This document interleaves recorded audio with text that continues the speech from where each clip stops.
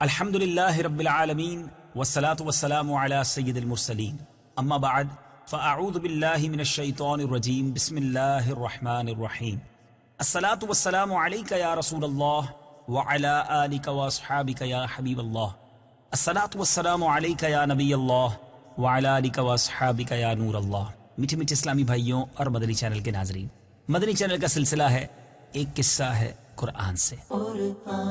ہے میرا رہنما قرآن، شفا ہے نور ہے قرآن، جلا دل کی میرا قرآن، رضا رب کی میرا قرآن، قرآن قرآن۔ آج کون سا قصہ سننا ہے؟ آج ہم بات کریں گے حضرت یوسف علیہ السلام کے مبارک کرتے کی۔ جی ہاں، اس کرتے کا ذکر بھی قرآن میں موجود ہے، اور کیسا باکمال کرتا شریف تھا، اور حضرت یوسف علیہ السلام کے کیسے معجزے کا ظہور ہوا، اور قرآن میں اس معجزے کا تذکرہ کس انداز سے ہے، آئیے سنتے ہیں۔ حضرت یوسف علیہ السلام کے بھائیوں نے جب ان کو کنویں میں ڈال کر اپنے والد حضرت یعقوب علیہ السلام سے جا کر یہ کہہ دیا کہ حضرت یوسف علیہ السلام کو بھیڑیا کھا گیا ہے، تو حضرت یعقوب علیہ السلام کو بے انتہا رنج اور کلک ہوا اور بے پناہ صدمہ ہوا، اور وہ اپنے بیٹے کے غم میں بہت دنوں تک روتے رہے، اور بکثرت رونے کی وجہ سے ان کی بینائی کمزور ہو گئی۔ پھر برسوں کے بعد جب برادران یوسف علیہ السلام قحط کے زمانے میں غلہ لینے کے لیے دوسری مرتبہ مصر گئے، اور بھائیوں نے آپ کو پہچان کر اظہار ندامت کرتے ہوئے معافی طلب کی، تو آپ علیہ السلام نے انہیں معاف بھی فرما دیا اور فرمایا کہ آج تم پر کوئی ملامت نہیں، اللہ تعالیٰ تمہیں معاف فرما دے، وہ ارحم الراحمین ہے۔ جب آپ نے اپنے بھائیوں سے اپنے والد ماجد حضرت یعقوب علیہ السلام کا حال پوچھا، اور بھائیوں نے بتایا کہ وہ تو آپ کی جدائی میں روتے روتے بہت ہی نڈھال ہو گئے ہیں، اور ان کی بینائی بھی بہت کمزور ہو گئی ہے۔ بھائیوں کی زبانی والد ماجد کا حال سن کر حضرت یوسف علیہ السلام بہت ہی رنجیدہ اور غمگین ہو گئے۔ پھر آپ نے اپنے بھائیوں سے فرمایا، اور جو فرمایا وہ قرآن میں موجود ہے، آئیے سنتے ہیں۔ اذهبوا بقميصي هذا فألقوه على وجه أبي يأت بصيرا وأتوني بأهلكم أجمعين۔ ترجمہ: میرا یہ کرتا لے جاؤ اور اسے میرے باپ کے منہ پر ڈال دینا، وہ دیکھنے والے ہو جائیں گے، اور اپنے سب گھر بھر کو میرے پاس لے آؤ۔ چنانچہ حضرت یوسف علیہ السلام کے بھائی اس کرتے کو لے کر مصر سے کنعان روانہ ہو گئے۔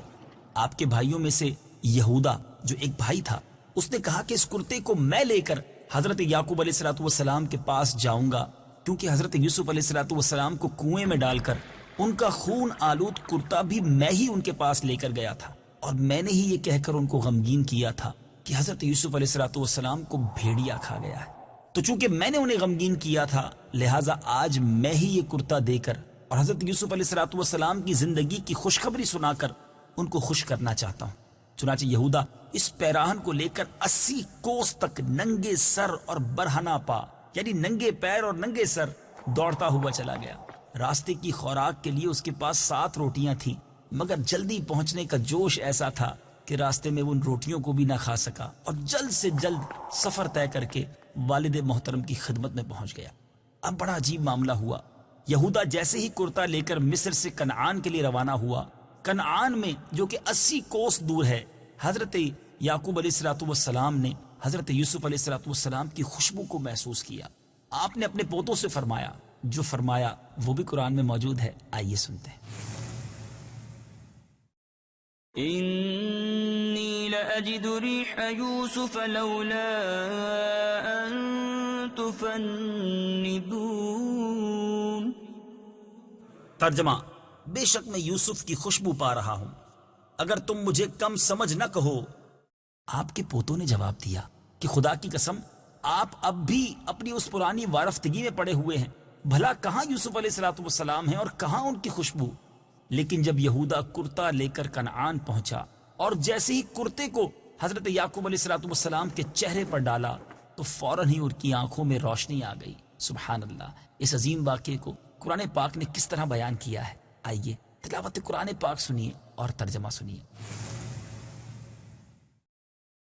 فلما أن جاء البشير ألقاه على وجهه فارتد بصيرا قال ألم أقل لكم إني أعلم من الله ما لا تعلمون.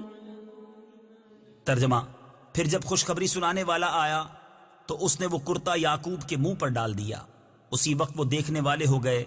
یعقوب نے فرمایا میں نے تم سے نہ کہا تھا کہ میں اللہ کی طرف سے وہ بات جانتا ہوں جو تم نہیں جانتے.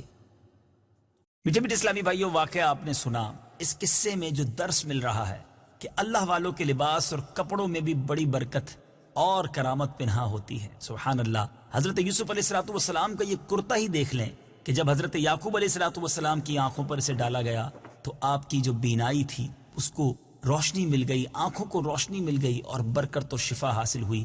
میٹھے میٹھے اسلامی بھائیوں، یہاں یہ بھی پتہ چلا کہ بزرگوں کے لباس و پوشاک کو تبرک بنا کر رکھنا اور ان سے برکت و شفا حاصل کرنا اور ان کو اللہ عز و جل کی بارگاہ میں وسیلہ بنا کر دعا مانگنا، یہ مقبولیت اور حصول سعادت کا ایک بہت بڑا ذریعہ ہے. اور یہاں ایک اور بات بھی سیکھنے کو مل رہی ہے کہ حضرت یوسف علیہ السلام جن کے بھائیوں نے بچپن میں آپ کے ساتھ جو کچھ کیا، آپ نے کس بڑے دل کے ساتھ اسے معاف فرما دیا.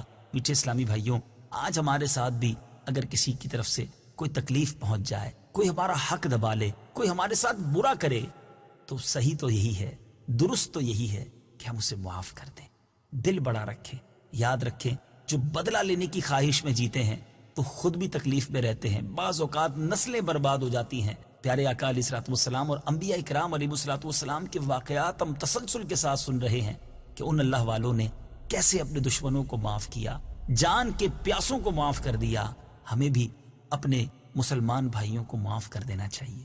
چھوٹی چھوٹی باتوں پر لوگ رشتہ داری ختم کر دیتے ہیں، دوستیاں ختم کر دیتے ہیں، کاروبار برباد ہو جاتے ہیں. ایسا نہ کریں، دل بڑا کریں، اللہ کی رضا کے لیے معاف کریں. ایک روایت میں آتا ہے کہ جو اللہ کے بندوں کو معاف نہیں کرتا، اللہ بھی اسے معاف نہیں فرماتا.